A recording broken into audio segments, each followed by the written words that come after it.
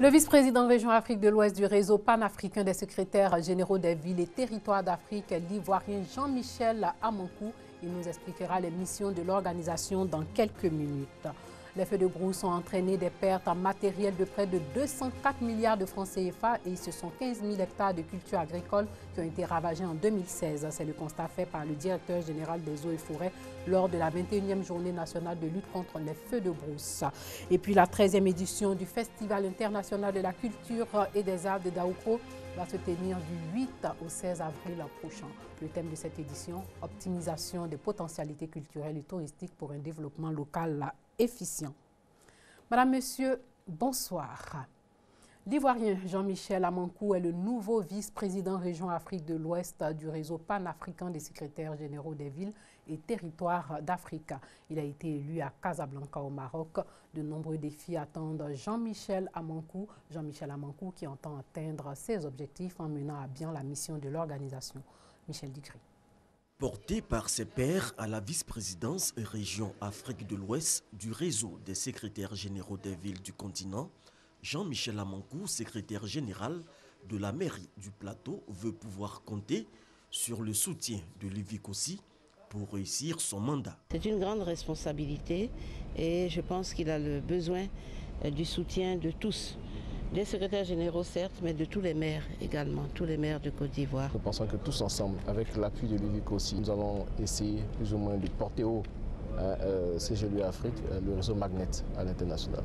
Accroître la notoriété du réseau des secrétaires généraux des villes d'Afrique, Jean-Michel Amankou a dévoilé la vision de l'organisation qu'il dirige au ministre de la fonction publique, notamment sur les questions de décentralisation. Nous devrons prendre en compte toutes leurs préoccupations. Tout à l'heure, on a parlé de la fonction publique territoriale. C'est un projet qui va intégrer,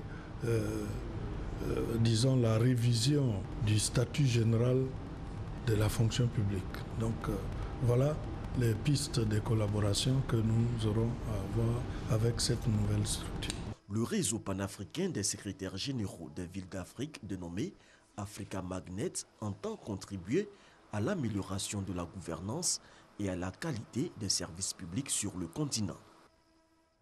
Les feux de brousse ont fait beaucoup de dégâts en 2016, des pertes matérielles qui se chiffrent à près de 204 milliards de francs CFA. Près de 15 000 hectares de cultures agricoles ont été ravagés. 10 villages ont été touchés par les flammes avec 200 cases brûlées.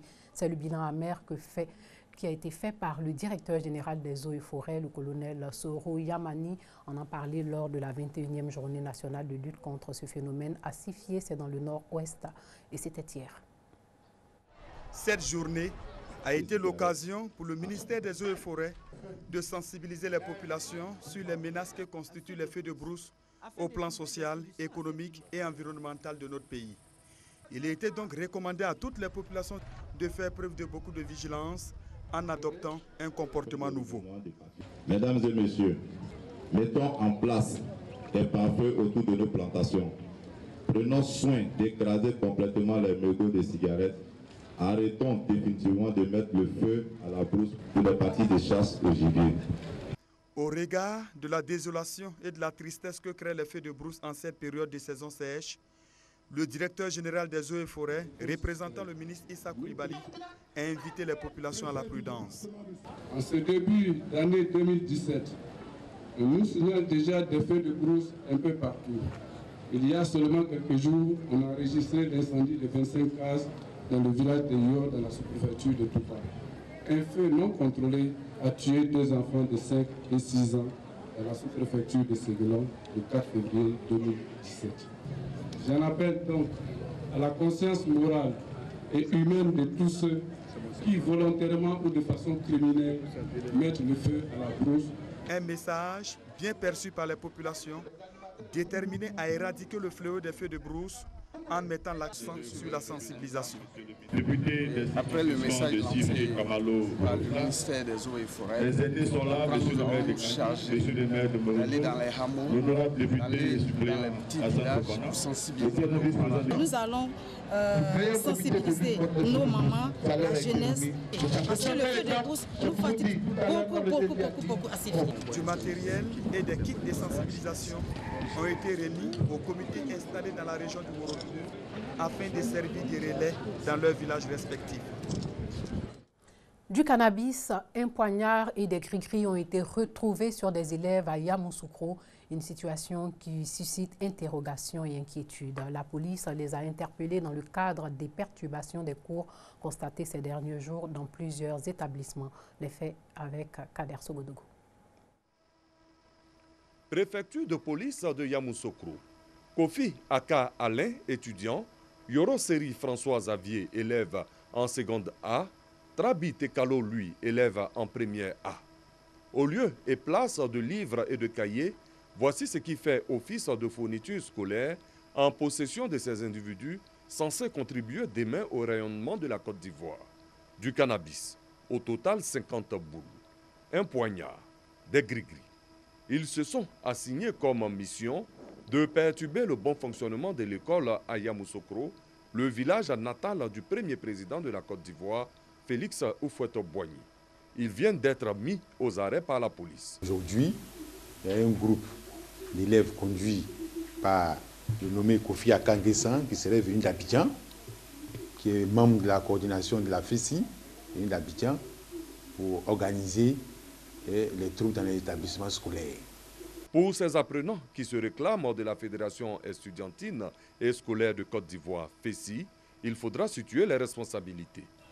Ce camarade qui a de la drogue avec lui, je pense très bien que la drogue qu'il possédait n'était pas dans cette logique de ce qu'il a présentement. Tous les trois ont été déférés à la prison de Toumoudi, très loin des salles de classe.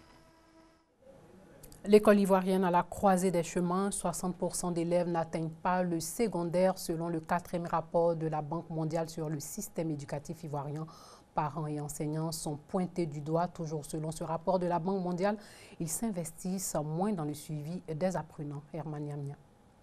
Selon le 4e rapport de la Banque mondiale sur le système éducatif en Côte d'Ivoire, 60% d'élèves n'atteignent pas le secondaire. En plus de la responsabilité des élèves, ce rapport révèle également que les acteurs de l'éducation nationale ne s'impliquent pas véritablement dans l'amélioration des résultats scolaires, surtout les enseignants et parents d'élèves qui ne jouent pas pleinement leur rôle. Dans notre pays, les enseignants ont environ 500 fois le PIB d'un Ivoirien normal. Et cependant, ils font partie donc de ce point de vue-là des pays où les enseignants sont les mieux payés, sans avoir les performances qu'on obtient par exemple dans d'autres pays. Notre dispositif de formation est assez médiocre. Il nous faut attaquer franchement certains éléments. Le premier de ces éléments, c'est de faire en sorte que dans les classes, il y ait effectivement apprentissage. Indexés comme étant aussi responsables de ce sombre tableau que présentent les résultats scolaires, enseignants et parents d'élèves s'engagent à s'impliquer davantage dans l'éducation des élèves. L'école ivoirienne, comme tout le monde le sait, est malade. Mais la maladie de cette école nous peine parce que nous constatons que l'État de Côte d'Ivoire investit suffisamment d'argent dans le système éducatif. On nous parlait de 5% du PIB, de plus de 25% du budget. Cela nous commande donc d'avoir des résultats performants. Et donc là, nous considérons qu'il y a du travail à faire et que nous devons nous mettre au travail. Le 4e rapport de la Banque mondiale sur la situation de l'éducation nationale en Côte d'Ivoire sera présenté à la société civile, aux autorités traditionnelles et aux ONG dans les jours à venir selon le ministre de l'Éducation nationale. Parlons santé. Plus de 600 personnes ont donné un peu de leur sang pour sauver des vies. 2700 poches de sang ont donc pu être recueillies et c'est une initiative du groupe des entreprises qui exercent dans l'alimentation perpétuellement. Serge Collier. Plus de 600 personnes donnent leur sang à cette 5e édition de collecte de sang. À travers ce geste humanitaire, les organisateurs entendent contribuer à sauver des vies et dans le même temps répondre à l'appel du Centre national de transfusion sanguine. Depuis 5 ans, je pense, on fait don de sang 2 fois par an. En Côte d'Ivoire, ici, ils ont le besoin de sang. Avec notre équipe, on a décidé de faire don de sang 2 fois par an pour sauver et pour aider nos parents ivoiriens. Donner du sang, c'est un geste très fort. Ça peut sauver des vies. J'encourage tout le monde à le faire. Pendant que nous sommes en vie, faisons l'effort. Quand la banque de sang nous appelle pour venir donner du sang, ça y va d'un acte humanitaire. En dépit des différentes campagnes de sensibilisation lancées par le Centre national de transfusion sanguine, la quantité de sang disponible dans nos hôpitaux n'est pas suffisante. Pour cela, il faudra que 1% de la population ivoirienne soit donneuse de sang. Pour cette 5e édition de collecte de sang, ce sont plus de 2700 poches de sang qui ont été recueillies pour sauver des vies. 13e édition du Festival international de la culture et des arts de Daoukro du 8 au 16 avril prochain. Le thème de cette édition, optimisation des potentialités culturelles et touristiques pour un développement local efficient. L'idée, impacter durablement la vie des populations de la région en leur apportant un mieux-être. Le reportage de Moussa Konaté. L'événement est passé de Daoukro Karna Festival à FICAD, Festival international de la culture et des arts de Daoukro. Créé en 2004, le FICAD est à sa 13e édition en 2017 et veut demeurer l'outil essentiel pour le rayonnement culturel et touristique de Daoukro, capitale de la région de Lifou. Aujourd'hui, nous avons des pays comme le Maroc, la Tunisie, qui vivent de leur tourisme. Et Daoukro aujourd'hui doit être un pôle d'attraction au niveau touristique et culturel. Notre mission, c'est de concourir à cela. Le FICAD est aussi un instrument de coopération. Cette année encore, des pays africains sont annoncés. La République démocratique du Congo, le Ghana et le Cameroun. Au-delà des concerts, défilés carnavalex et autres activités habituelles, l'innovation pour cette édition est la formation des chefs coutumiers. Nous faisons bénéficier nos chefs de la région de Lifou des formations sur le leadership comme le coutumier. Parce qu'aujourd'hui, c'est très important que les attributs, les missions du chef soient clairement définies pour que nos chefs qui sont aujourd'hui nos premiers responsables des villages et autres puissent être des modèles. La 13e édition du FICAD se tiendra du 8 au 16 avril 2017 à Daoukro. Thème retenu, optimisation des potentialités culturelles et touristiques pour un développement efficient. Sachez qu'au moins 14 personnes ont été tuées aujourd'hui par l'explosion d'une voiture piégée à un carrefour de la capitale somalienne Mogadiscio. 30 autres personnes sont blessées. Cet attentat est le premier de ce type à Mogadiscio depuis l'élection du nouveau président somalien Mohamed Abdullahi Mohamed le 8 février dernier.